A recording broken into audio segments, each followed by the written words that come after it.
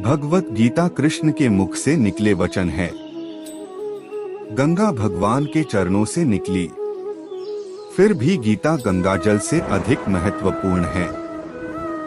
चाहे लाख रुपए इकट्ठा कर लो, अपने कर्मों के सिवा इस दुनिया में कुछ नहीं ले जा सकते हो। खाली हाथ आए हो, खाली जाना है। जब आप कृष्ण की पूजा नहीं कर पाए तो यह मत समझना समय नहीं मिला। सोचो, आज हमने ऐसा कौन सा काम किया कि भगवान ने अपने सामने खड़ा होना पसंद नहीं किया। मनुष्य जीवन जीने के दो रास्ते हैं, चिंता व चिंतन। कुछ चिंता में जीते हैं, कुछ चिंतन में। चिंता में जीने वाले हजारों हैं, चिंतन में दो चार है। चिंता स्वयं एक मुसीबत है, चिंतन उसका समाधान। आदमी को 84 लाख योनियों के बाद यह मनुष्य तन प्राप्त हुआ, इसे ऐसे ना गवाएं। हर समय परमात्मा के नाम का स्मरण करें। मन जहां शुद्ध होगा वहां मन एकाग्र हो जाएगा। जब मन एकाग्र होगा तो वह कुशाग्र होगा। तब तुम्हें परम शांति की प्राप्ति होगी।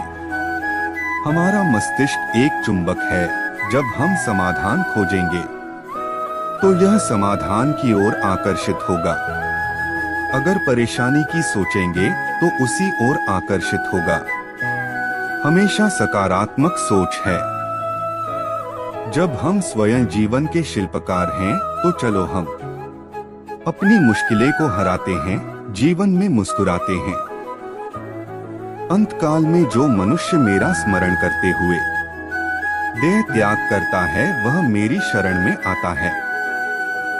इसलिए मनुष्य को चाहिए कि अंतकाल में मेरा चिंतन करें।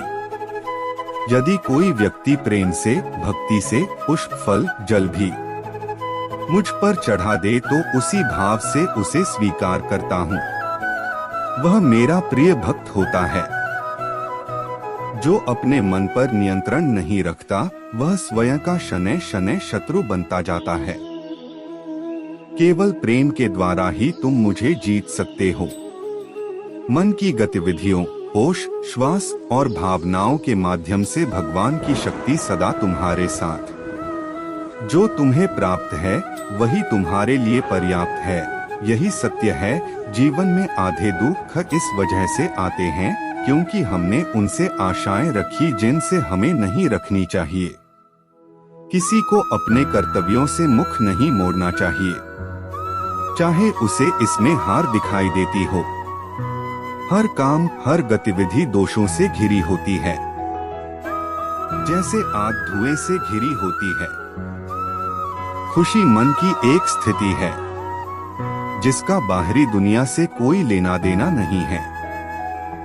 अपनी मंजिल के लिए कठिनाइयों में जीना किसी और की पूर्णता से भरी जिंदगी की नकल करके जीने से बेहतर है। तत्त्वम् असि। प्रत्येक व्यक्ति में आत्मा किसी देवता से भिन्न नहीं है। कभी भी खुद पर घमंड मत करना। पत्थर भी भारी होकर पानी में अपना वजूद खो बैठता है।